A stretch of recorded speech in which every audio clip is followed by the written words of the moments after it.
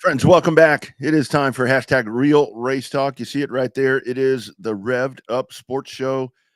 After a couple of weeks of hiatus, some things going on, business to take care of.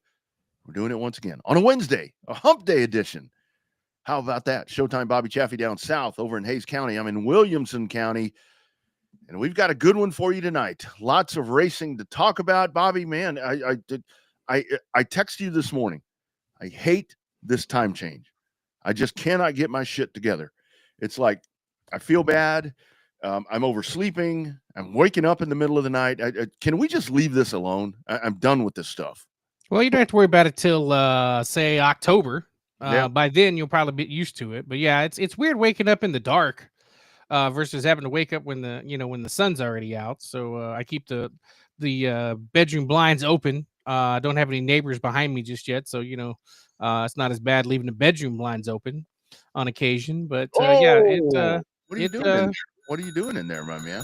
Prancing out of the bathroom in my birthday suit and having a good time. Look out! That's what I'm talking about. People are gonna flock to Hayes County to see that. I know they might. I could charge admission. Oh, yeah.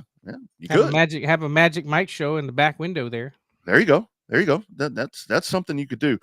I don't mind the in the dark thing. I mean, because a lot of times I'm up early, in the dark to drive or to go to work or whatever I'm doing. But it's just the whole thing with the time where you look down, and I don't know why this time, and maybe it's from being on the road for a couple weeks or whatever it's been, but it has just totally jacked me up. I mean, it's and like I said, I mean, I think I have a combination of Dallas, Louisiana, and Coda allergies or something that's going on right now because I feel horrible. I feel absolutely horrible today. So pardon me if I don't make a lot of sense. I usually don't make a lot of sense, but I may have taken some of those Sudafeds or something like that, and I'm washing it down with a silver bullet. So yeah. Hey, you didn't get that sick after you went to Chili Bowl. I know. I never got the Chili Bowl virus that I heard a lot about. So maybe I still got some of that Tulsa funk in me. I don't know, man. I think it's a lot that's in there, but hopefully it's something that's going to pass, because guess what? I've got to get up early in the morning in the dark and drive for 4 hours for not work, but something else. So it just keeps on. It just keeps on, man. It just keeps on giving. The world does not stop, and it just you never know what's going to give you the black eye next. You just got to keep on rolling with it, right? Right. It's you're just waiting. It's like just when you think you have it, something happens. And it's like, I was totally freaking out. I think I texted you when we were trying to figure out what day to do the show. By the way, welcome, friends. You can comment. We're live. This is always a live show. You're not going to, you may get a recorded interview or something like that. And by the way, Tristan Pena coming up here in just a few minutes. Ryan McCullough from South Alabama Speedway, and then Storm and Steve Sims for the Cotton Bowl opener that's coming up this weekend. But you're always going to get live stuff here. And I totally forgot where I was going with that. But, oh, comment. Give us your comments. I mean, drop your comments right there. I know we had racing this past weekend. I think I told you I didn't realize how close I was to Boot Hill on Friday night. I wasn't going to make that trip. I was tired, but big happenings over there at the hill. Yeah, big one. Well, they had to run everything on Friday night because of the rainstorm, impending rainstorm there on Saturday. So they squeezed a big show in a short period of time. So that's what Boot Hill can do. They can run those shows, but sometimes their fans are a little less perturbed, if you will, by the longness of their shows. They're kind of used to some of them extended shows being a little longer. So some of our other friends at some of these other racetracks aren't used to that.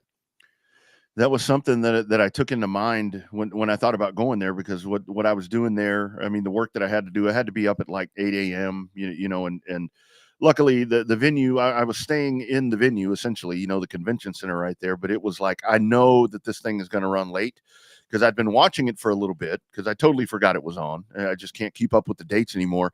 And then I saw it and I'm like, hey, you know what? I think I might drive over there. But then when I looked down at my watch and I'm like, okay, this is going to be a little bit. So I think I'm going to pass. So I checked it out with our friends at Race On, and hey, I stayed up as long as I could. Well, it happens. You are getting older, so. Yeah, that's my other point. So I think a lot of this sickness. So I've been putting off going to the doctor, and like I always do. I mean, I put everything off. Colonoscopy. I mean, everything gets put off for me, and that's just the way I am. I don't know them like Merle Haggard, the way I am, And so I have this doctor's appointment yesterday, and I go rolling up in there, and of course my blood pressure's high because I'm all worried that they're going to draw blood and want to look at all these different things. Bobby, I went rolling up in there, and that dude is like, man, since the last time I saw you, you've lost 14 pounds. Oh, wow. I was like, really? He's like, yeah. He like showed me the chart. I'm like, oh, okay. No blood work. Just got my medicines refilled. Went on my merry way. So I know I got to go to the doctor. I hadn't been to the doctor in a while. They have not refilled some of my high blood pressure medicine, and Lord knows I need my high blood pressure medicine now more than ever. So, man, I tell you, it really is. I don't know what our deal is as dudes, to where we just put that shit off, and then when something bad happens, it's like, oh my goodness, when we could have prevented it. I mean, like I'm telling you, the colonoscopy thing, and Tristan is in the waiting room, so this poor kid's hearing about 50-year-old man having a colonoscopy. I put that off forever, and it was like, seriously, I enjoyed it. They knocked me out. Works what sucks. That's all. Oh, I mean, that day, that's what it is. That's what it is. Well, I bet when I did the prep work, that's when I lost a bunch of that weight. Because, dude, I was crapping a lot. There was all kinds of stuff going through there. You see the new dog in the background? I see that. Yeah, got the new puppy back there. Happy, excited to be a live guest on the show. Speaking of live guests on the show, and we got 3 of them tonight. Let's go diving in here, because first on the docket right here, we're heading over to San Antonio, Texas. It is our man, Tristan Pena. How we doing, sir? Good. How you guys doing? Doing well, man. That's some good looking hardware you got there behind you, man. I want to ask you, before we dive into your accolades and your schedule and everything that you've done, how cool is it for you that you are going to be representing probably the most popular company in the state of Texas, if not the Southeast, with that Whataburger orange all over your vehicles, man? How great is that? I think it's really great, especially because it helps boost my brand as well, with help me getting more recognition with how much popularity that they have. Awesome. So Tristan, what's your go-to Whataburger meal there, buddy? Is it what's your number? What's your favorite number, or do you get them to do something special for you, like a Tristan special? They know what to make you special. So I do a #1 plain and dry with cheese with a medium fry and a chocolate milkshake. Nice. Well done. Well done. See, when you get old like Bobby and I, you'll do the old standby. Number 2, all the way. What a size that thing. The bigger the better. Yeah, add bacon on mine, and then I'm good to go. That's kind of the way that works with that. But congratulations on that, and we can elaborate on Thank that a you. little bit later. So, kind of talk about at this point. So you've obviously there with Donnie Wilson Racing and Pro Late Models. You've Actually, Charlie Wilson. Charlie Wilson. I'm sorry. I'm sorry. I knew that. So with Charlie Wilson Racing. So with that right there, you've already been to Kern County. Kind of talk about that experience getting on the track in that car the first time. It was definitely a big learning experience because I mean, it was a really big track, and I had been there before. It was definitely a bit. I was a bit nervous, and I haven't been nervous in a while.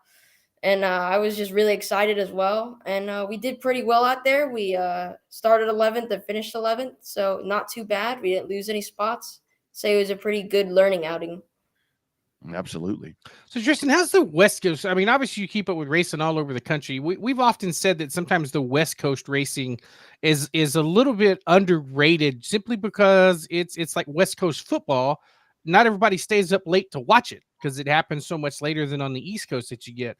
How much research did you do to decide to go to the West Coast versus following the traditional path of going to the East Coast? So when I first started racing in the late models out on the West Coast, there was only really one place I could race, and it was out in Madera Speedway, where says I was only like 12 at the time when I first started racing late models, and that was really the only place I could race. So obviously we just continued and just kept developing myself, and now we're racing in the Cars Tour Pro Late Model West Tour.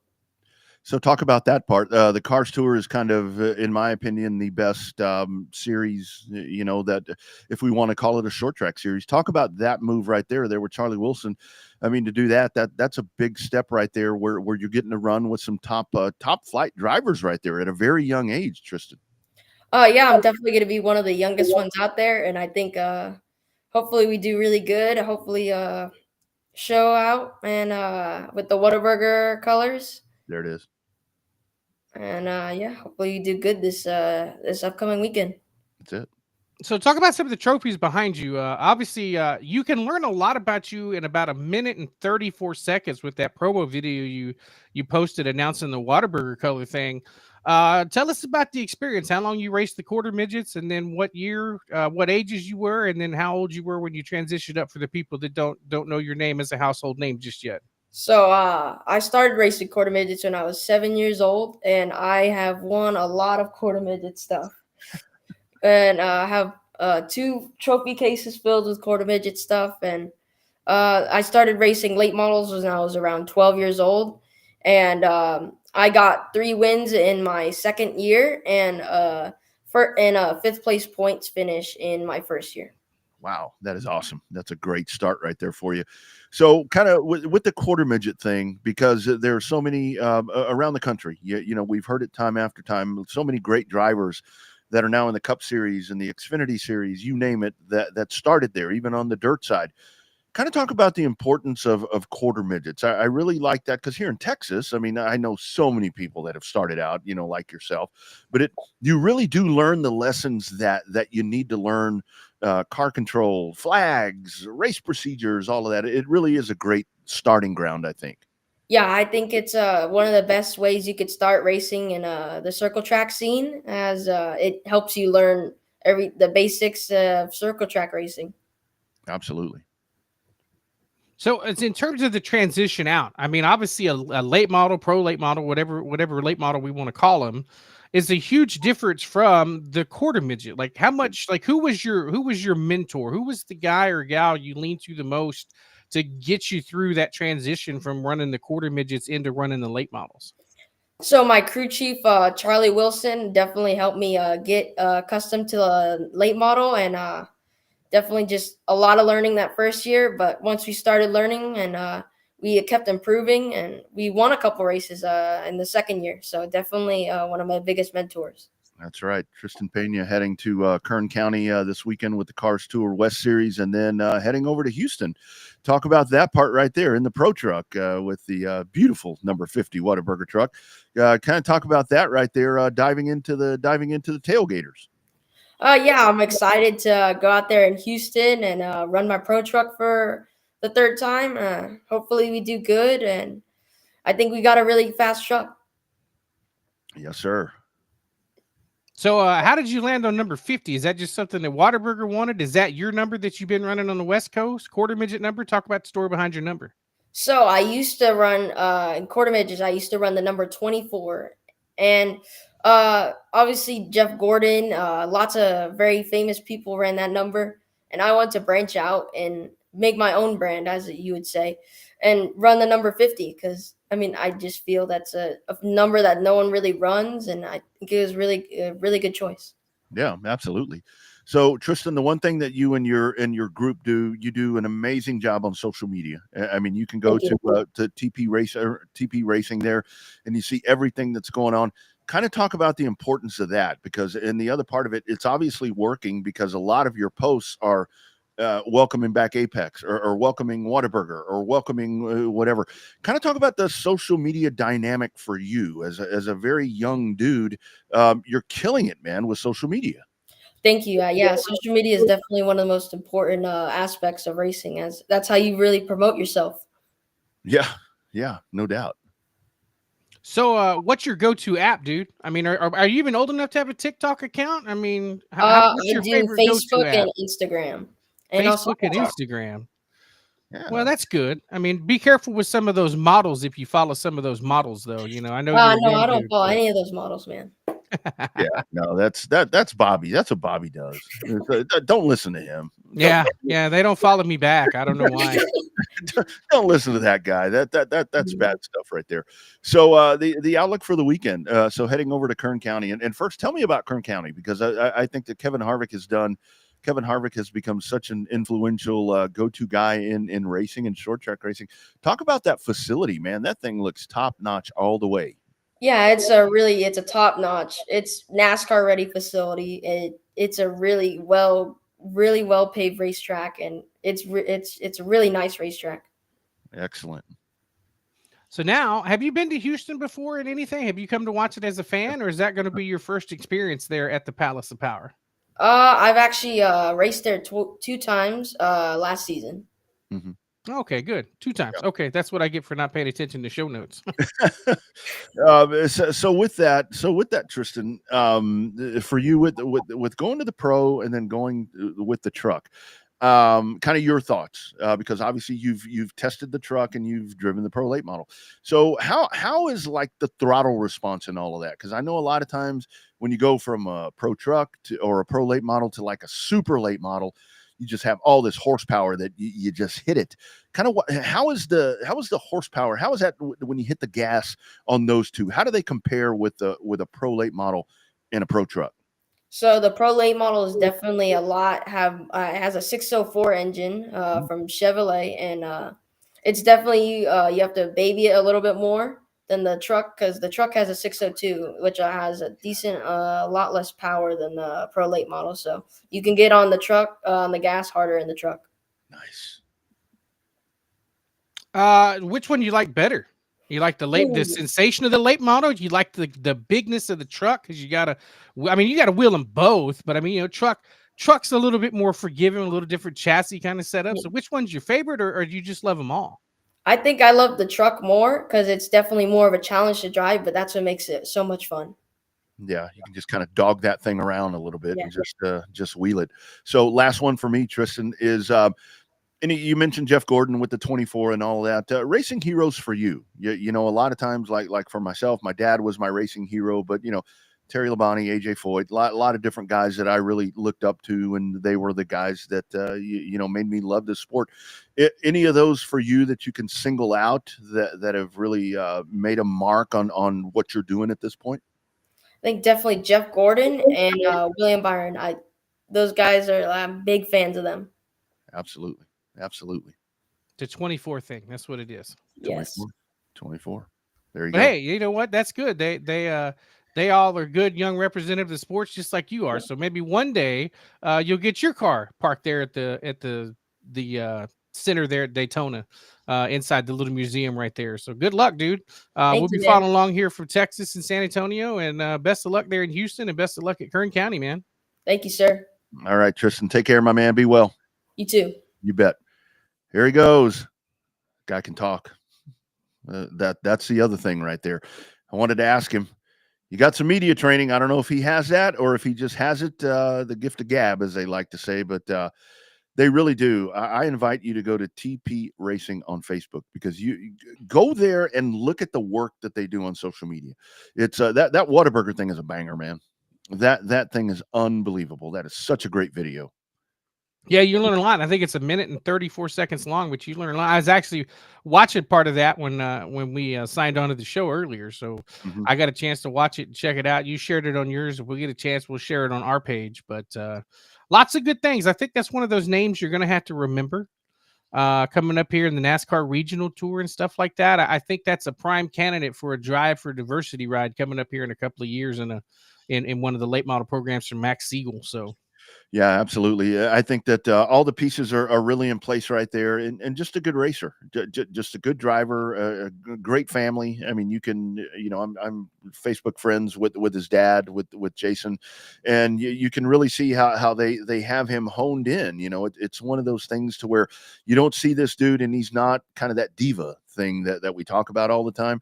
I mean, this is a kid where they have him on the right path, and it really is. I mean, it's like, because you got the Apex sponsorship back, and there was another sponsor on there, and then Whataburger, and all of these different things, where you have people that are invested in him. And I tell you, man, the sky is the limit for this kid, and I really do like. That's why I asked him the question about the pro late model in the truck, because you do get a lot of times where it's like, oh, we got some money, let's put him in a super, and we've seen that time after time how that's going to end, or even a modified, even a pro mod, because that's a lot. That is a lot right there. But the transition here, the way they're working him between two vehicles that I think they're comparable. I think the two are comparable, and I think it's going to teach him. It's going to teach him a lot in driving. And I think the other part of it, almost called you Wags. The other part of it, Bobby, is racing in two entirely different regions, because we know that's something different. Racing here is a little different than racing in California, but oh yeah. But I mean, if he can survive a 5150 junior late model race, or whatever they call them over there, he ought to be able to survive a truck race in Houston. Oh, I think so. And kind of when he mentioned right there, he mentioned that racing at Madera. I mean, Madera is that one on what is that? What channel is that? MAV TV. MAV TV. That's the one where they had the weekly show from there. So this kid, it really is weird for me, just kind of doing some legwork and kind of studying him. And you asked him the question how they totally circumvented Texas. I mean, they went right around it. I mean, obviously you had the quarter midget stuff here, but I think for them, it was the goal in mind that they wanted to race pavement, and there's not any here. So they went and found it. So that was, that's a big tip of the cap to them, the way that they chase that around. Cause California ain't right down the road from here. Yeah. California or Pensacola, take your pick. Probably a little closer to Pensacola from San Antonio, but I mean, you gotta run where they'll let you run, right? Wherever you're able to run. I mean, if they wanted to run in Madera in that series, that's what they could do with that age. I mean, go for it. I mean, we've seen a lot of other kids try to break into different aspects of the sport. They're in the Southeast, and they don't have near the background or the finesse, if you will, that Tristan has in that car from some of the late model stuff we got to watch him do. So I think it's a good fit. The California stuff, like we said, kind of underrated because not a lot of people get to watch it due to the lateness of some of the late night shows. But I mean, I think Harvick is changing that as best as he can. So I don't know. You never know. Maybe we'll see some kind of big race come into Kern County. If the Cup cars ended up at Bowman Gray, who knows where they're going to end up. I know, right? That's when I keep hearing the back and forth about moving it to short tracks. That's the first one that comes to mind, there. And I mean, he's actually gone in there, and they're going to help the dirt side also. You know, is with the other track closing, so now the dirt program is going to be consumed into his facility there. So I think that's a really good thing where Kevin Harvick is giving back to the sport that made him a lot of money and continues to do that. Speaking of that, coming up this weekend, dirt, asphalt, all that, it's the return of the Rev. And we haven't really had the opportunity. I know the weather forecast has been kind of sketchy. I saw on some stuff there. I don't know. You know, I saw that the wind is playing havoc over here. The Enduro and Waco has been called due to weather. Kennedale still moving. Did you see Kennedale? That place is shiny. See them lights they put up there? Dude, that.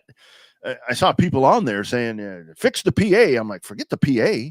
I mean, I don't want to hear the announcer. I want those bright lights on those race cars, man. That is a beautiful, and that's apparently part of the partnership with World of Outlaws. I think I read.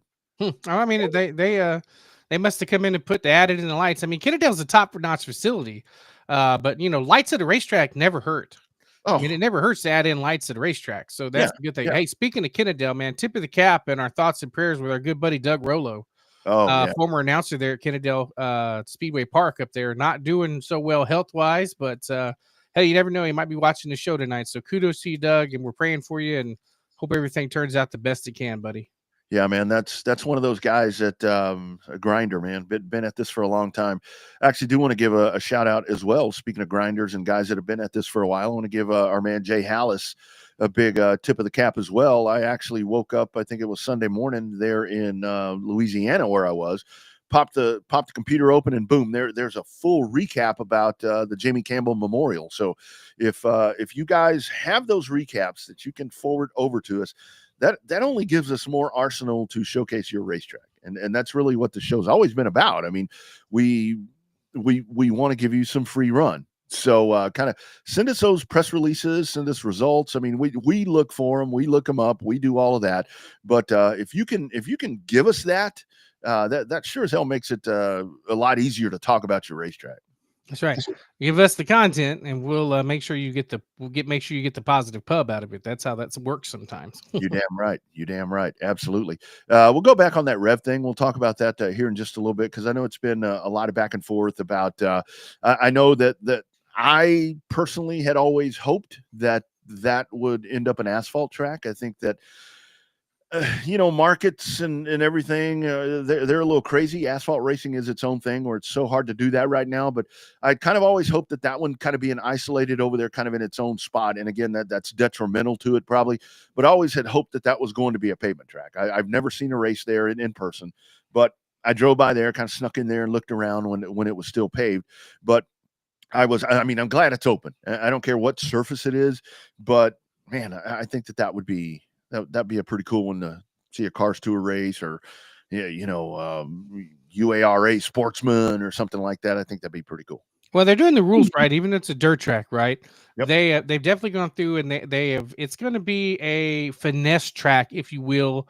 They're not doing anything outrageous to where it's going to make the ecosystem up there in northern Louisiana out of whack.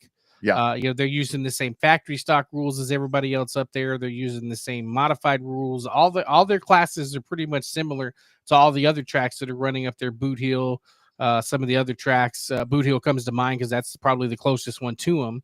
But they're getting the same problem up there as we're getting down in South Texas. There's only so many racers and so many dates to have, and at some point you're going to end up scheduling on top of each other, because that's just what has to happen when you've got so many dates and so many racetracks.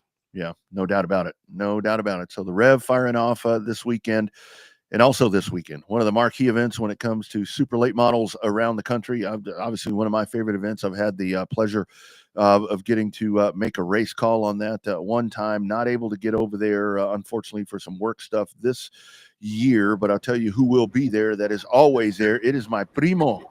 It is my Alabama cousin down there. It looks like he is live at South Alabama Speedway. It is our man Ryan McCullough. How we doing, brother? Man, Rodney, if I can't complain. If I was any better, I'd be Rodney Rodriguez. I'll tell you that right now. Dude, you want to have allergies and you want to be out of shape and probably have a bad liver and can't see. Is that something you aspire to do? Well, I think I got the allergy part covered. I've been with the warm weather we're having down here. I've been, taking Claritin like they're M&Ms these past couple of days. Yeah. So I'm Yeah. right there with you. But the post nasal drip is gone, and we're ready for a great weekend of race cars here at South Alabama Speedway. Ryan, talk about that part. Talk about what the Rattler means to South Alabama Speedway. There's so many huge races and everything, but South Alabama Speedway has a very different feel. I'm very blessed that I've gotten to experience it. Just kind of talk about that racetrack and this race. This is genuine short track racing as it should be. Absolutely. We get people that tell us all the time when they come to South Alabama Speedway, it feels like they take a step back in time. It has an old school vibe. A lot of people say a better vibe than a lot of racetracks you go to, because when you walk through the gate, you're immediately met with a smiling face of a family member of whoever owns the racetrack. And heck, it may be John Dykes that greets you there. The way we run things here at South Alabama Speedway, and I'm a very, very small part of the things that happen here, it all stems from the leadership and the guidance we have of John Dykes, who will literally, probably, if you asked him to, will give you the shirt off his back to take care of somebody here, because he's a short track racer at heart. He does whatever he can and listens to whoever he needs to listen to in an effort to make racing better. And that all the way from our mini sportsman cars, which are kind of like a glorified go-kart, all the way up to super late models. He'll listen and he'll respect them, and they respect his decisions too. And I think you see that every year at the Rattler when we get these marquee names from what used to be the Gas Series, and then it was ASA South, or the ASA Southeast Tour. The Southern Super Series in the past has been a sanctioning body. Now with the UARA Series, you got guys that travel from all over the country to come race here because they want to win the Rattler, but they also want to support one of the, I'll go ahead and say it, one of the last true Southern short tracks out there here at South Alabama Speedway. You got it. One of the last true tracks. Good representative of the Trojans there too, Ryan. Absolutely. That's got to be the first Trojan shout out we've ever had on the show down here. We've had some Texas State Bobcats pop up on the show, but never a Troy Trojan. So that's a good one to have. But we've always talked about the camaraderie in racing, right? Whether you're a race car driver or a crew member or a fan, even the officials to a certain extent have to have the camaraderie of being able to, because you spend a whole hell of a lot of time together. Talk about the fan experience there, because it's South Alabama is no different than say a Heart of Texas in Waco. If you show up and sit in somebody's spot that's been sitting there for 25 years, you're gonna have issues. So talk about that the fan overall expo there at South Alabama. We like to call our fans a less civilized Bowman Gray Stadium fan. You see the Madhouse gets all the praise and the videos and the pictures of the fans that are up on their feet, jumping up and down, supporting their drivers. Well, they do here as well, just it's not as publicized. And if you watch on Racing America tomorrow night, especially for our local divisions, our 4-cylinder series, the Coyotes, you will literally see people that sit in the same grandstand seat every single weekend, and they cheer their favorites. They boo the ones they don't like. They may even tell some guys they're number 1, or if they really don't like them, they tell them they're number 11. There you go. Give them both of them. But we love our fans here. Anytime we open the gate, they're here an hour before to make sure they get that seat they're supposed to have. We got fans that don't like their grandstand seats, will bring their folding chairs or their ball game chairs, and will sit in front of the front row just so they don't miss anything. We love our fan bases here. We are a local racer and Saturday night short track driven facility. We have late models one time a year. That's this weekend. Every other time we open the gates, we are strictly local divisions, because that's what we feel drives the race fan and our bloodline here in the Deep South and South Alabama is our local divisions, our local fans. Yes, we love folks that come in from all over the country for this weekend, drivers, fans, everybody. But man, there's just something about a Saturday night in the deep South in South Alabama in the middle of summer when it's 900 degrees and you're pouring sweat sitting next to a guy that for one feature, you guys may be cheering for the same guy and slapping each other on the back. And the next feature, y'all cheering for somebody else and you're wanting to fight each other. That's what makes it beautiful. If everybody cheered for the same person all the time, it wouldn't be fun. Our fans don't do that. Like I said, they cheer their favorites. They boo the ones they don't like. We have a whale of a time here at South Alabama Speedway. If you've never experienced it, come sit in the grandstands on a Saturday night, and you will you'll have stories for generations to come. That's right. I mean, for you Texans checking in or you catch us later, this is very much Longhorn Speedway and Corpus Christi Speedway. That's the feel that you get right there. It totally is. Ryan, kind of to elaborate right there about what you're talking about, you know, the late models coming in, the supers, and then the Baby Rattler 125 there with Rogers Dabs. I just think that it's so impressive that everything that you're talking about right there about the nucleus of the racetrack is the local stuff. The local stuff is still being showcased this weekend. Mm-hmm. It's not Bubba Pollard's coming. It's not, which it is, you know, that they're coming, but the track is still promoting the local classes. And I saw that for my, with my own 4 eyes. I think that's so amazing that continues to happen on a big race weekend. Absolutely. John Dykes, our owner, will be the first one to tell you we wouldn't be in operation if it wasn't for our local divisions. I mean, every time we open the gate, we're pulling in 80 plus cars. Sometimes we're in three figures, up over 100 cars for a local division Saturday night. 6 classes, and we're getting 15, 20 cars almost in each class. John Dykes is a short track racer at heart. He raced for many, many, many years at at street stock level. He bought the racetrack and he wants it to be a family friendly place. Yeah, we talked about having the disagreements, but we're just like family. We might have the disagreement at Christmas, but we still love each other most of the time. But he's a phenomenal person to be around. He's always looking for ways to save the local racer some money, even if it costs him a little bit of money. He wants to make sure that the local Saturday night guys are taken care of. And the only way we know how to do that on this weekend is to promote our Saturday night heroes just as much as those guys that deserve it, like your Pollards and your Nassies and your Rodericks, just like that. Because, like I said, if it wasn't for those local guys, this would just be a patch of asphalt in the middle of an old peanut field. Amen. Hey, Ryan, so the local divisions, explain those a little bit for people that don't know. I think you got Coyotes and then Roadrunners at one point you had, because you can't have one without the other. Of course. And then you guys got, I guess the Sportsmen come up with UARA that run there. So talk about those. Talk about the local division before we get into super late models. Cool. Yes, sir. Absolutely. We have probably a co-feature division here at South Alabama Speedway. We don't have, late models or late model stocks or anything like that on a weekly basis like you might see at other places. We have a super stock, which is very, very similar to a UARA Sportsman car. There's some subtle differences in body height, motor, stuff like that. But if you were sitting in the grandstands looking out at the super stocks, you would think it was a UARA Sportsman car, or very similar to what my friends up in the Midwest might call an outlaw late model. They would look similar. There's some mechanical differences between them, but that's one of our co-feature divisions. And then also we have modifieds, but not the NASCAR style modifieds that you see in the Northeast or at Bowman Gray.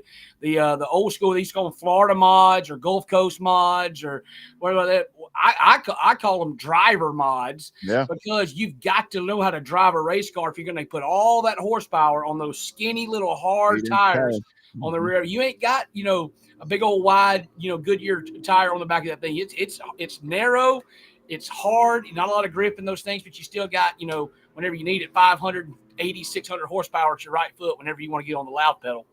So those are our two feature divisions here. They race pretty much every weekend, alternating schedules. And then we have Roadrunners, which are basically kind of like a pure stock at a lot of different racetracks. The grocery getters, those big, heavy race cars that got those giant, big 350s and everything like that else in them. They are, and I've said it before, Rodney's heard me say this, I think that Roadrunners at South Alabama Speedway are the best weekly racing division in all of America. Yep. I will put them up against Modifieds at Bowman Gray. I'll put them up against Outlaws at Pensacola. I'll put them up against anything else in the world. 2 years ago, in 2023, we had 16 races and 15 different winners in that division. Damn. Absolutely insane. I mean, I talked to the same guy twice. I talked to him once in April, and I talked to him once in September in Victory Lane. It was new every time I went down there, other than that. Wow. And like you mentioned, you had road runners, and then of course you got to have a coyote to go with it. Well, the coyote is our 4-banger series. Okay, they call them Buzz, they call them Hot Shots, they call them all different stuff. Well, we already had road runners, so of course you got to have a coyote to go along with it. And that's my favorite series. I actually get distracted sometimes watching the crowd. That's my Bowman Gray series. That's the ones where my fans are jumping up and down, screaming and hollering and shaking their fist at people they don't like. And that's the one right there. That is entertainment on the racetrack and in the grandstands as well. We have Crown Vics. They have exploded in the Deep South over the past few years, especially down the Central Florida region. They've migrated up here. We have Crown Vics, and we also have the minis, a mini cup and a mini sportsman. Very different from each other with motors and things like that. A mini cup car is, I call it the Bandolero's redneck cousin. It's kind of the same thing, but not really. Just like your redneck cousin's kind of your family, but there's something that's just not the same. And then the mini sportsman car is even, I wouldn't want to say more outdated, but it was the predecessor to the mini cup car. It's more of a boxier go-kart style car. So those are what we have pretty much every week. We got 6-7 divisions every Friday or every Saturday night when we throw the green flag. And we love our local divisions here, from super stocks and modifieds all the way down to the mini cup and mini sportsman cars. Oh, man, and a great car count. That's the other part about it. You guys, my heart breaks hearing all this with us, struggling in Texas on the pavement side. So, lastly, Ryan, let's dive into this one. I hear the cars on the track behind you right now. They are rolling around behind you. You got the Rogers Dab Baby Rattler 125. The Hardy's Rattler 250. Kind of tell us what we're expecting here. UARA, Ricky and them, they come in, they run a very efficient show. I love how they do this. Absolutely. Tires and all that stuff. What are we going to see on Saturday? On Saturday, that's right. Super late models, Rattler 250, the Hardy's Rattler 250. 49th time we've thrown the green flag on this race here at South Alabama Speedway. Started as twin 100s way back in the day, then went to twin 50s at the very first one, then went to a 100, a 125, and now up to its 250, and it's kind of found a home there as a 250 lap event. UARA, the sanctioning body, you mentioned the show that Ricky runs. It's a tight show. It runs quickly. It runs efficiently. There's not a lot of lagging or sitting around. He and his group at UARA do a fantastic job, and we are proud to partner with them every single year here. The racing on Saturday, I'm going to address the elephant in the room. Okay, they don't like me to do this, but they can't stop me. Right. We understand there is a threat of weather on Saturday, pretty significant threat. I mean, we're not going to sugarcoat it and about that. Track officials and series officials have sat down. We've discussed it, and we are working on a process. We're not going to throw it out there in case we don't need it, then we have confusion. But if and when something needs to be tweaked or changed or anything like that, the UARA social media, the South Alabama Speedway social media, and our friends at Racing America will have you up to date. We have put it out there that our scheduled rain date, if anything has to be postponed, it's going to just bump to Sunday afternoon, just like normal. Yeah. The Rattler's been a Sunday afternoon race for, it's basically its entire existence up until last year when weather affected the weekend, as it has numerous times throughout the years. We moved the show up to Saturday afternoon, Saturday evening, and got it in. Well, after that, we decided, it's rained like I think John Dykes told me in the last 15 years, we've had rain on some day 11 out of 15 years. On some, I mean, meteorologically, March is the wettest month in Alabama, and we try to hold a race right in the middle of it, but that's a conversation for another day. Right. But It was affected last year, so Ricky and his staff at UARA and us at South Alabama Speedway got together and said, let's just bump everything back. Instead of being Friday, Saturday, Sunday, let's go Thursday, Friday, Saturday, giving us the option of moving. If something gets rained out, we can just bump it to Sunday, hopefully, if it's a beautiful day, and going about our business, nobody loses anything. Well, we hope we could get through 1 year of it being Thursday, Friday, Saturday, but it looks like it's potentially may get pushed to a Sunday afternoon show in its traditional spot. Right. If anything were to change, we'll let folks know. Now, let's talk about actual race cars now that we got all that crap out of the way. There you go. So we are expecting approximately 25-ish super late models here. Most of them are here today. If there's some that have notified us they're going to come in tomorrow morning or overnight tonight. All the names you come to expect except one. Unfortunately, we got a call a couple of weeks ago from Toby Noodleman and Ty Majeski, and they will not be able to make it this weekend. Of course, Ty's all the way across the country in Las Vegas trying to win another NASCAR Truck Series championship. So we support him on that decision. But everybody else that you expect to be here is here. Pollard, Nassy, Finch, Roderick, all the big names that you come to expect at South Alabama Speedway will be here this weekend, and we'll put on a whale of a show for 250 laps on what a lot of people call the raciest little racetrack in the South. It is. It definitely is. And like you were talking about, to me, the coziest racetrack in the country. I just love it there, man. I just absolutely love it there. Good times to be had. So, and of course, you can catch it live on Racing America. It's going to be Ryan on the call. Who you got with you? Is it Jake? You and Jake? Jake Wilson's going to come up and do it this week. As I was talking a couple weeks ago on our schedule release, our regular season schedule release, I had some questions about the Rattler. I said, I think my amigo Rodney Rodriguez is going to come join me again. And as I was saying that, I think you texted me and said, "Hey man, I'm not going to be able to make it." Yeah. I was like, well, if my A+ number one can't be, it's a hell of a thing to do to be able to call Jake Wilson out of the bullpen to come up here and help me out, because Jake Wilson, this is a phenomenal race broadcaster, way better than I'll probably ever be. Oh, hush your mouth, Jake Wilson is awesome at what he does, the voice of the Freedom Factory and Cordial Motor Speedway, and also the UARE Sportsman. He's going to take the lead on the UARE Sportsman race on Saturday night. I'm going to just slide back and just, enjoy the show and pipe in every once in a while with probably an obvious point that everybody else knows because I'm just a, Alabama redneck, but it probably is cool to me. Come on, But I love Jake Wilson. Look forward to having to be on the call with him. If you're going to tune in tomorrow night on Thursday night, I'll actually be joined by Kevin Dixon, who is the voice of the Dothan Motor Speedway, a dirt track over in even further southeast Alabama than we are, over near the Georgia line. And Kevin Dixon can flat out call a race as well. So I have the honor to be joined by two of the best around. Wish it could have been my amigo up there with me, but we'll make do, and we'll go ahead and send you an RSVP for 2026. There you go. We will make that happen again, dude. We'll have our family reunion coming up here very soon, man. Looking forward to the call on Racing America. You guys, good luck out there, and good job on that, having that plan together. And again, like you said, South Alabama Speedway Socials, Racing America, UARA, that's the place to go to know exactly what's going on, correct? Yes, sir. Absolutely. Got a guy, one of my good friends, Brandon Lee, used to handle the social medias for Roush Fenway Keselowski Racing. He's going to step in and handle socials for us this weekend. So as soon as we get him the information, he'll get it out to the masses. Looking forward to it. All right, my man, have a great call. We'll be checking in, and like I said, living vicariously through you this weekend, my friend. Have a good call. Thank you very much. Like I said, you'll be here next year. We'll keep the seat warm for you. We'll make it happen. All right, man. Take care. There he goes, Ryan McCullough.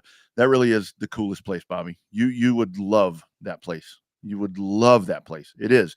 It looks fun from the Racing America videos that I've seen of the Rattler. Like it looks like it's a racy little joint for sure. It's Speedorama all over again. I mean, it really is. That's the true feel that I got from that place, where you go rolling up in there, everything from the concessions. I mean, everything. It just feels like what we're were used to doing way back when. So anyway, you can find that on Racing America coming up on Saturday, scheduled for Saturday. But like Ryan said, just kind of be sure and stay tuned to the social medias. That way, if that changes, you'll know where to go. Here's a guy that knows a little bit about Longhorn Speedway and Austin Speedorama. Steve Sims, you would love South Alabama Speedway, dude. You'd probably go race your car there every week if you went there. You been there yet?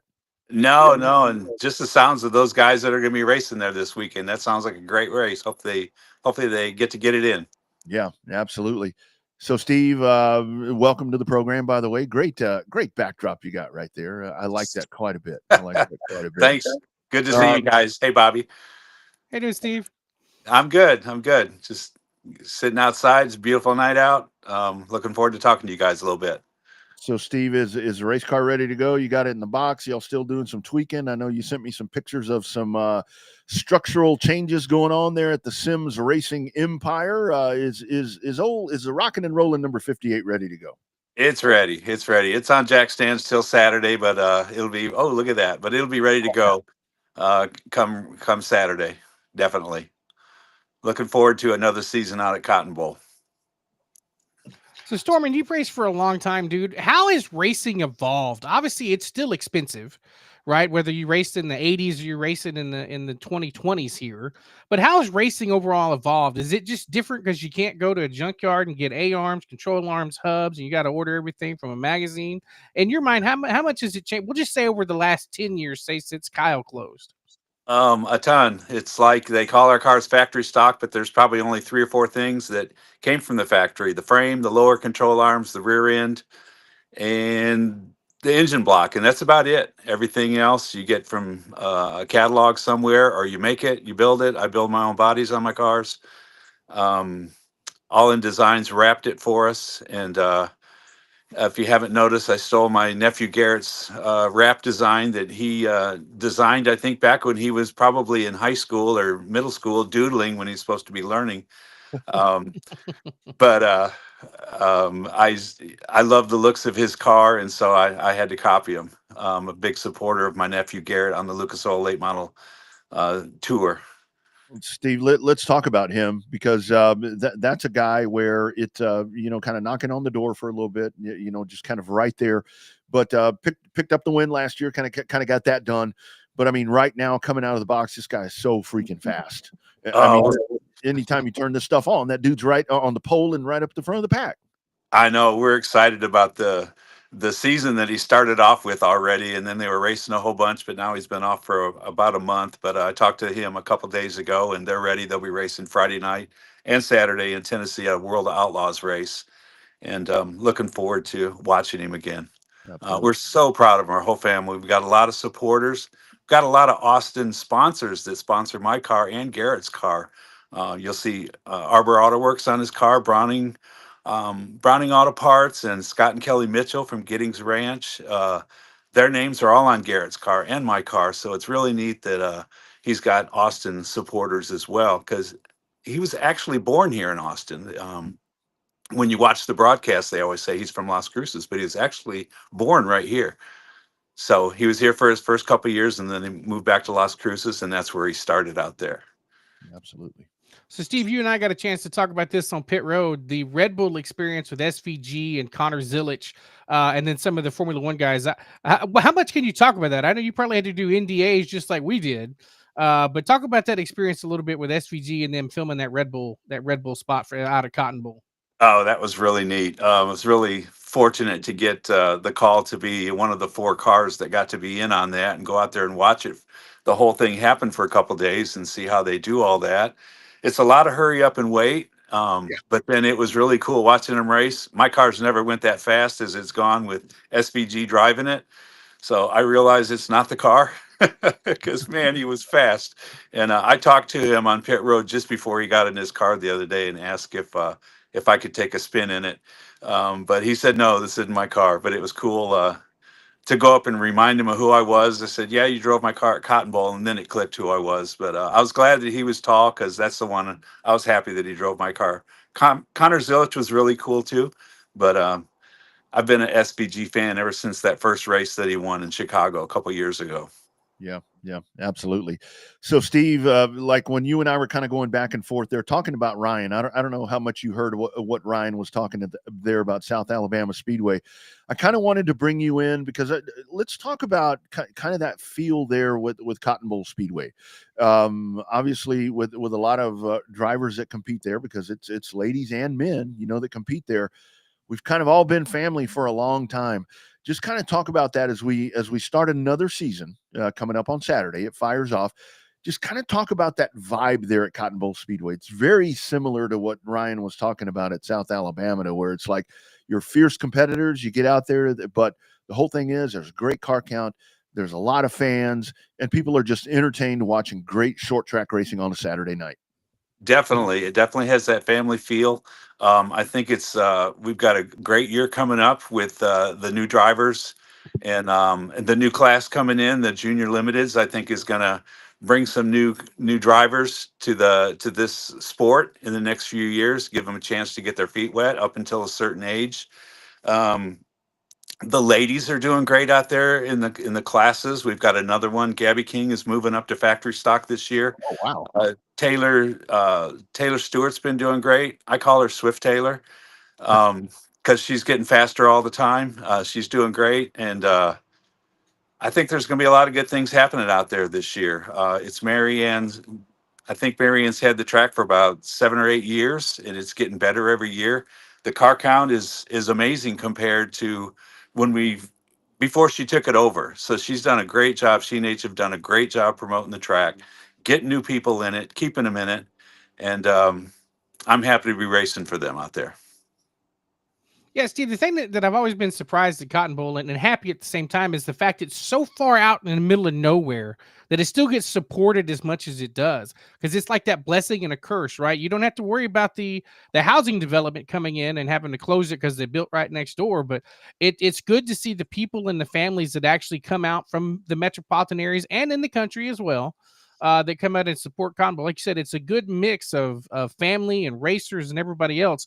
How does that compare back to the old days of Speedorama? Has it got the same feel? Because I've heard people talk about that before, that when they roll into Cotton Bowl, it's got that same feel that Longhorn had, and a little bit of what Kyle had when it first opened.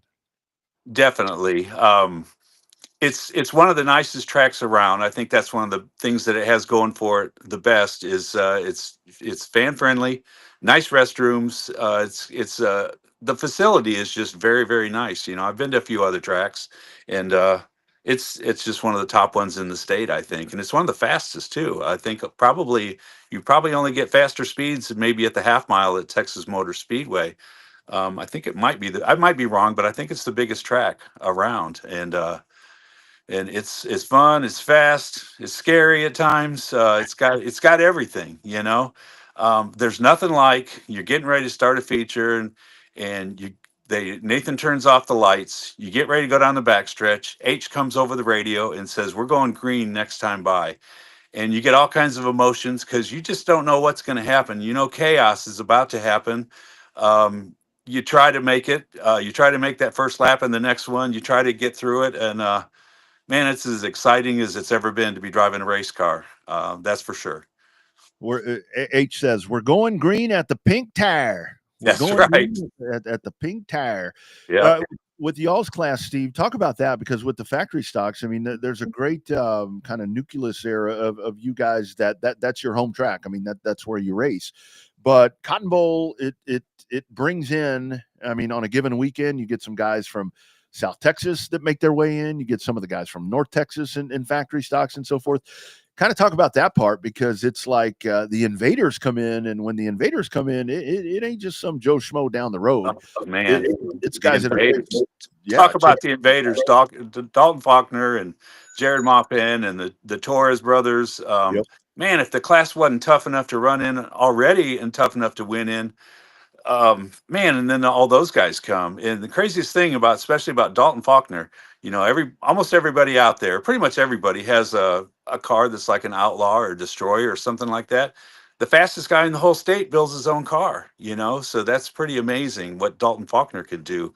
So yeah, we have some heavy hitters that come out there, and man, it's tougher than ever. So like this week, hopefully we're going to have a good run. But boy, next week when the Outlaws come and we have all the other guys come, it's really tough when they all show up. But still, we're going to give it everything we got every single night.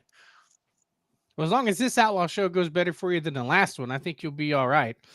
Just because that last Man, one wasn't even that carnage wasn't even televised, man. You get all that damage for nothing. Nobody knew, but people I that know. still left. Nobody even saw what happened. They come up to me and said, "Are you going to keep going?" I'm like, "I just had a car on my roof. No, I'm done. I'm ready to park it." But yeah, I had a car land on my roof last year, and it didn't show it on TV. Probably one of the scariest wrecks I've ever been in. Because you see a guy that's flipping, and you can't get away from it. I try my best always to avoid the wrecks. Try not to cause the wrecks, even though sometimes I do. It's part of it. But man, I couldn't miss that one. And all of a sudden, he's on the roof of my car, and opening night, the car looks as good as it's going to look all year, and it seems like it messed up a little bit of every part of my car, including the halo that the roll bars that go above my head, and my car was off to Terry James in just a couple of days to get repaired. So, man, start off with a great looking car, and it's just thrashed the first night. Yeah, But no doubt. Stormin, talk about you're one of the guys. I mean, very much, and I see this a lot at Cotton Bowl, but I think you're probably the biggest one in my opinion. That I mean, the racetrack has a promoter. We know that Marianne and H they promote it, and Race On televises races and all that. But you're one of those guys to where it's like, hey, you haven't been to the track, hit me up. I'll give you some tickets. I'm gonna take my race car out. I'm gonna show my race car off before the races. Talk about that part. That's one of the things. I mean, you're just such an amazing race car driver for one thing. I've watched you forever. I'm going to age you. I've watched you forever. So kind of talk about that part, because you are seriously one of those guys that really digs in and promotes that racetrack out there in Page.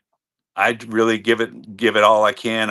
I made a promise to Marianne when I probably helped convince her to take over this track back when it was struggling and it needed another promoter. I saw her probably late at night at the Snowball Derby, and I said, "Come on, Marianne, come on, you can do this," because I know her love of promoting, and I knew that she could do it. We need somebody like her. I'm glad we have somebody like her. I don't know who else would step up and take over this track if she were to all of a sudden be tired of it. I'm glad her granddaughter's out there racing and her son's out there racing, because maybe that'll keep her doing it for a while. And I joked with her at the banquet. I said, "Marianne, you might outlast me, because I don't know how much longer I can do this. I've been doing it for a long time, approaching off and on 40 years of racing, from when we first brought that 8 ball out to the track. I haven't raced every year. There's other guys from from the Longhorn Speedway days, Tommy Garral, Heath Stewart. Those guys have raced more consecutive years than we have. But we started just a little bit before them, but they've been doing it more consecutively. We stepped out of it for a little bit and done some other kind of stuff. And we're going to miss a couple races this year. I won't run for points this year. We're going to go watch Garrett a little bit. I'm going to go to Talladega a little bit and see if I can find the infield, Rodney. You know about that. There it is. But I definitely feel obligated to Marianne and H for everything that they do for giving us a great place to race. I'm going to do my part. I'm going to try to get people to go out there. She gives me a deal on tickets that I give to new fans. I don't give them to my friends. I don't give them to family. I give them to people that have never gone. I've given them to people at a red light before on a motorcycle, and they ask what I had in that trailer.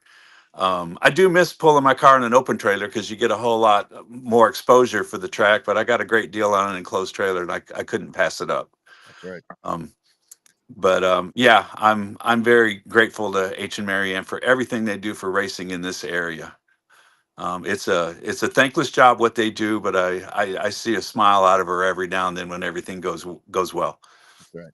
It is fun when she smiles, because that means everything did work out right. Sometimes running a racetrack is not something that it happens. In terms of, let's talk about the factory stock ecosystem there for a while, because it seemed like there for a while everybody was coming in, and whether they were running late models or modifieds or sport mods or pure stocks, everybody wanted a factory stock because they were running for the great big purses, Right. 20, 30, $1,000 to win or whatever.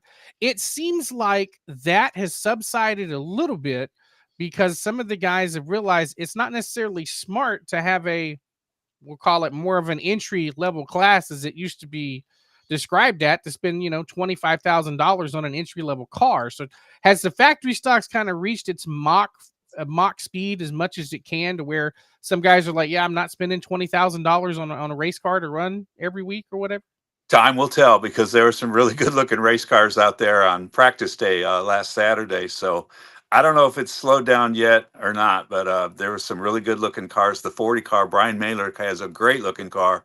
And like, man, there's just still some really good cars showing up just for the regular weekly shows. There's quite a few of us that probably aren't going to go run some of those big races. I'm content to just run around here. I'll go help maybe some of my friends when they want to do them. Eventually, Tommy Garral's going to get into this class. He's going to build a whale of a car. I think he wants to follow Dalton Faulkner's lead and build his own stuff. Tommy's never bought a car before. I don't think he's ever sold one either, but he's going to build his own stuff, and I can't wait to see what he does. But they're on hold a little bit right now with their daughter's softball, high school softball. But man, sky's the limit on this class still, guys. It seems like there's everybody wants to have a factory stock, and for the longest time, the tires were the cheapest part, and I hope they stay that way, because everything else on the car still costs a lot. There's just not many stock parts. You don't go to the junkyard like we used to get anything for this car. Yep, that's right. You mentioned, last one for me, Stormin. You mentioned coming up next week, you guys open up this Saturday, but the World of Outlaws. When the World of Outlaws come to town, and I know it is. I mean, it's like you said. I mean, there's a lot that goes into that. I mean, it's like when you're a part of that show. I've been a part of that, and it's a lot of hurry, hurry, hurry. Then wait, and there's a lot that happens right there. How big is it for your hometown racetrack, your weekly, bi-weekly, whatever you want to call it, racetrack, that you have that series come in and people all around the country get to see that monstrosity? Because it really is. It's big, it's fast, it's wide, it's high banked. I've said a long time, Steve, if that son of a bitch was paved, you'd have one of the best racetracks in the country. But to have your racetrack showcased with the World of Outlaws, got to be pretty cool to sit back and watch that. It is, being a part of the greatest show on dirt, just being the warm-up band for it, I guess you could say. It's a great feeling to be out there. I'm looking forward to that one. Like always, it's cool because, like you said, people all over the world can watch that one. And there we are racing our factory stocks. Most people will be tuning in for the sprint cars, but they're still going to watch us and like, wow, these guys get it on as well. Yep.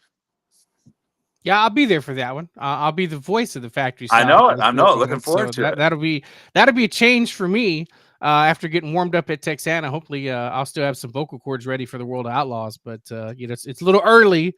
Got to use the honey and some other stuff. Make sure the vocal cords last all night long with the World of Outlaws. But it's sweet. If the prior races at the support divisions for the World of Outlaws has been any indication, that Friday and Saturday double header is going to be one hell of a show. So not only for the sprint cars, but for the local guys too. So yes, it's awesome because the place is packed. A lot of people, and it's our chance to showcase the track and get some new fans that'll travel to come see those Outlaws. And so hopefully we can hook them to come see our weekly show as well.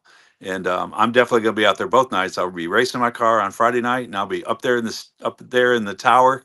I sneak in there, Bobby, because I like seeing Johnny Gibson call the introduction of that race. I like standing 10 feet behind him and watching him call the beginning of that race, because the way he does it is like nobody else. He's done over 2,000 something consecutive races, and there's a reason why that he's there. Nobody can drum up the start of a race like that guy can. Hey, speaking of that, talk about our man Ruben. I mean, that's the dude right there. I hope Ruben's listening right now. But yeah, I love that Ruben is here in town. Talk about a guy that's really made the most of announcing. Started when he was 12 years old out there in Las Cruces, and now he's the voice of the World of Outlaws late models. And he turns 27 years old this Friday. He's that young, and he started at 12 years old, and he lives here in our town. So I met him while he lived in Las Cruces. Actually met him at Texas Motor Speedway and got him into the garage. And now he's doing the same favor for me. He got me in there at COTA, and he's we're gonna watch him at the Hornets Nest, the Talladega short track. In a little while, we'll be out there watching that race. and watching him do his thing. I've been at Fairbury watching him. It's fun watching him do his announcing. He's so passionate about it. We're lucky to have him around here. And he's a great guy. Just a great guy. He comes over and watches the races when he's in town of the Lucas races. He comes and watch Garrett with my son Trevor and I. Yeah, that's awesome. That's awesome. Good stuff. Steve, good luck this weekend. And I always say it, the rockin' and rollin' number 58. Man, I love that. Right across the top. Please never take that off. That's Oh, it's got to stay on there. And can I give a shout out to all my sponsors if I can remember them all? My longtime friend Win at Arbor Auto Works has been helping me from the old Chevelle days. Austin, Tommy Garral at Austin Mobile Marine has helped me. He puts more into my racing these days than he puts into his own. Jeff Bearden at Bearden Automotive. Don at Browning Auto Parts. My brother Rick at Capital Screen. Outlaws Barbecue in Giddings always takes care of us. Paul's Motorworks, I swang by there today, the BMW shop on 2222, got a check for a drum of fuel. Scott and Kelly Mitchell out in Giddings that are huge sponsors of my car. Terry's Body Shop in Taylor fixes us up anytime we tear anything up on our car. And for sure, my wife Tracy, my son Trevor, my son Bruce, they support my racing. They've been watching me do this for a long, long time, and I'm glad to have their support. And one last shout out I want to give to all the safety people that take care of us out there at Cotton Bowl Speedway and make sure that we're safe. I always think, I don't really want to get to know those guys real well. I want to see them in the driver's meeting. I want to see them at the banquets. I don't want to see them during a race. But I really appreciate all those guys. My family appreciates those guys being top-notch safety people taking care of us out there on the track. Absolutely. Absolutely. They do a great job each and every year out there at CBS. Good luck Saturday night, man. Good luck this season, and another great year coming up there at Cotton Bowl Speedway. And I'll see you out there soon.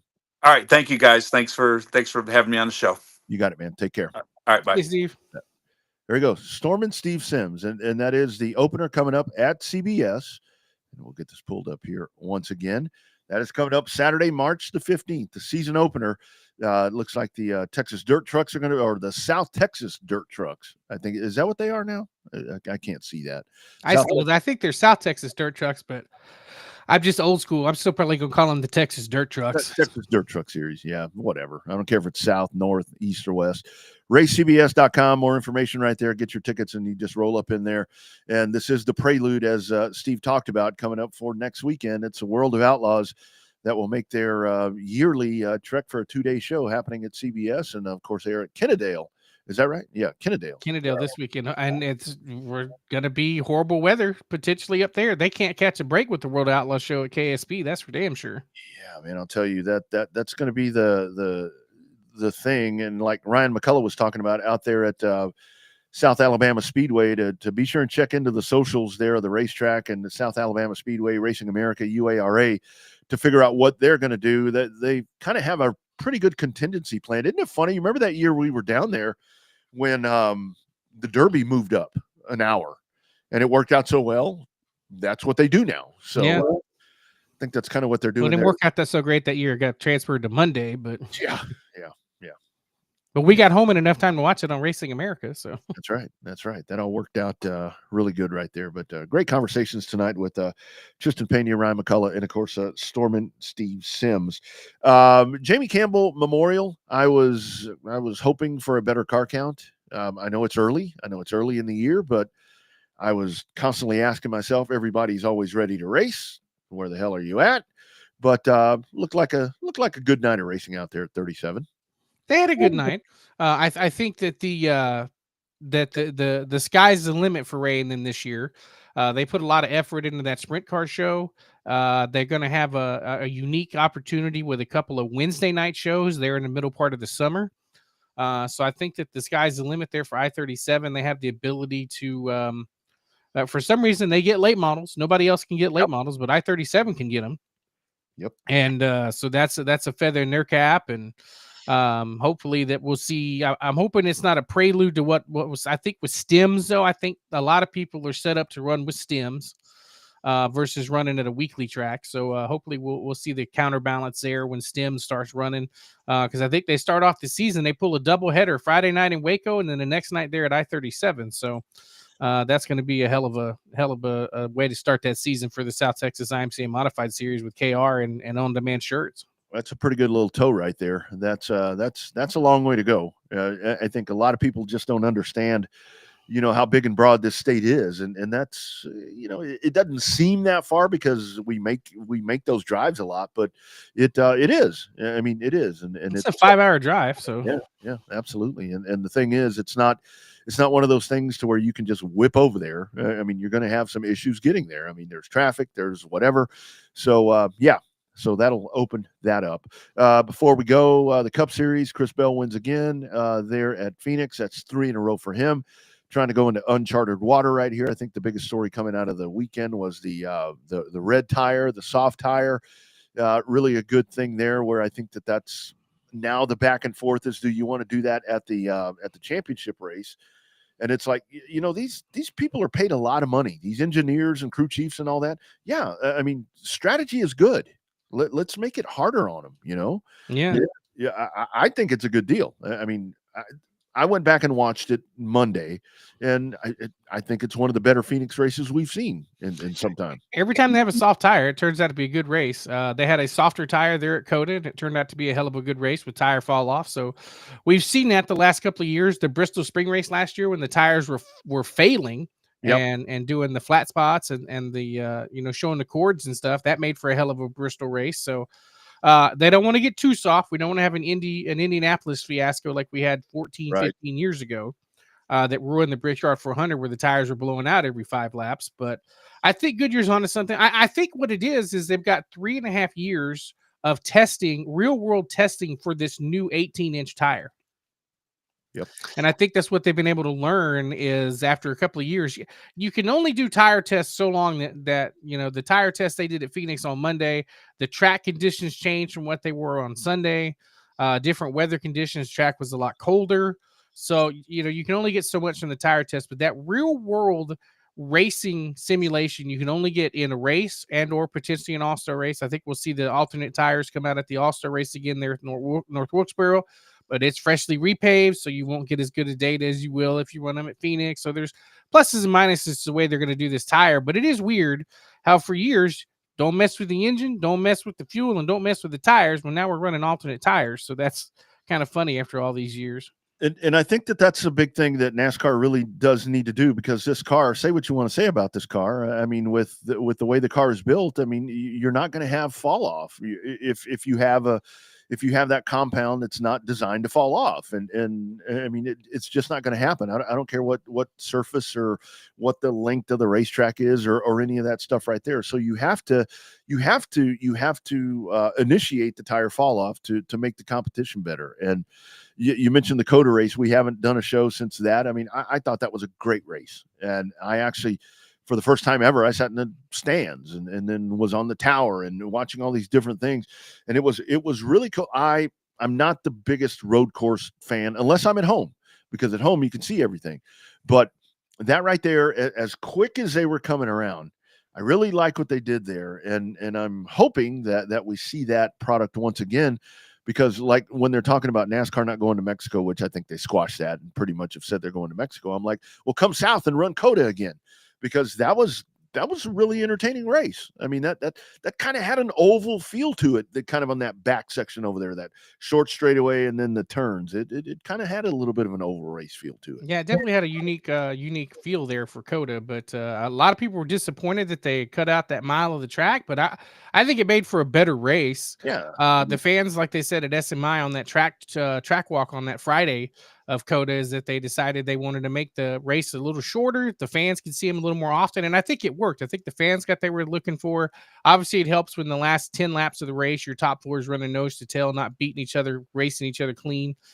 So that helped out with a lot. So I still think that as good as the Phoenix race was, I think COTA so far still has been the best race of the year. Yeah, I think so too.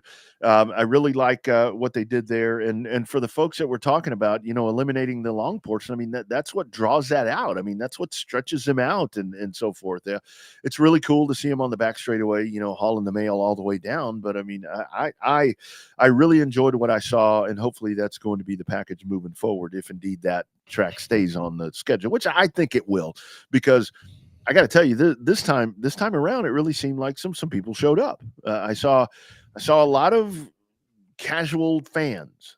Saw a lot of casual looking fans that were kind of wandering around and meandering, through the fan zone and all that. And that's what you want. I mean, that's what Formula One does well, to where it's like people watch that stuff on TV and then, hey, it's in my town, I'm going to go watch it. So I think they may have finally gotten to that point. And the ratings were good. Ratings were good for Phoenix. Ratings were damn good for COTA. Yeah. Now the CW, they need to figure out what's going on. And here's the other part of it, so what is it? It's not on the app, I guess, right? Is that the problem, that you can't find the Xfinity race on this CW app? I watch it on YouTube TV, but I guess that's different. But I think the other part of that is like the Austin affiliate, even though they're showing it, it's affiliates that are choosing not to record or not to show the content, I think, is a problem. Yeah, I think that's what it is. And CW has made a statement that they will be correcting that here. Because what happened is that with the green, white checkered finish they had there at Phoenix, one of the main markets there in Atlanta, one of the main hubs there for the CW, cut to a commercial for the Atlanta Braves come into the white flag. And that was a hell of a finish that a lot of people missed there with the finish between Eric Amarola and Alex Bowman and Justin Allgaier. So that raised a lot of eyebrows, and then that opened up the door to more criticism to the CW, which sucks because the coverage is good. Yeah. I actually like the CW stuff coming up a little bit better than what I have seen from the coverage with the Fox stuff. Fortunately, Fox misses a couple of golden opportunities to miss some races again. Some action at the racetrack again, so Fox kind of got to get it together. We didn't even talk about the Bob Tasca blow up at our friend Mandy. There, we'll talk about the fastest cars on the planet and stuff like that. But that was just so heartbreaking to see her have to go through that. Yeah. Long as the producer didn't say, "Why'd you let him say that?" Like we've had to hear in the past. But yeah, I think all in all, it's a good race weekend. Next weekend will be fun. We got our opener down at Texana, so I will be down there for that. Working on some pre-race stuff, so hopefully have a pre-race show going on that. But yeah, it's going to be a lot of fun coming up here. Racing season's coming full blast, so it's going to start hitting hot and heavy. Obviously, you got the opener at Cotton Bowl, then the World of Outlaws, then you got the Race Ranch opening back up, and I-37 swinging again. So it's going to be racing season's here, folks, and it's just a matter of time before you get a chance to get to a racetrack near you. That's right. Time to go. It is that time once again. So be sure and latch on. And like we always say, if you can't get there, find a streamer that's going to put you in those seats as well. That's just as good as being there, because most of those streamers are kind of funneling some of that back to racetracks and series. So be sure and do that as well. Yeah, big weekend coming up here in South Central Texas. That Rattler 250 that we talked about with Ryan, the Baby Rattler 125, all of that happening on Saturday. Like he mentioned, again, I want to echo what he talked about. Be sure and check out the UARA Facebook or UARA socials, Racing America, South Alabama Speedway. Very likely. I thought that when Ryan said, I want to be very forthcoming, he pretty much said, we're going to move this race. So that tells you what's going to be going on there. But good plan by them, and just keep in touch with everything, and we'll do this again next week. Hell, it's fun. It's fun. Yeah, who knows what day? We don't know if it's going to be Monday, Tuesday, Wednesday yet, or nothing yet, but we'll find out. Stay tuned to our socials to find out the next show. Don't forget to like, subscribe to the Facebook or to the YouTube page. Also, if you like the video, that helps out a lot with the YouTube algorithm.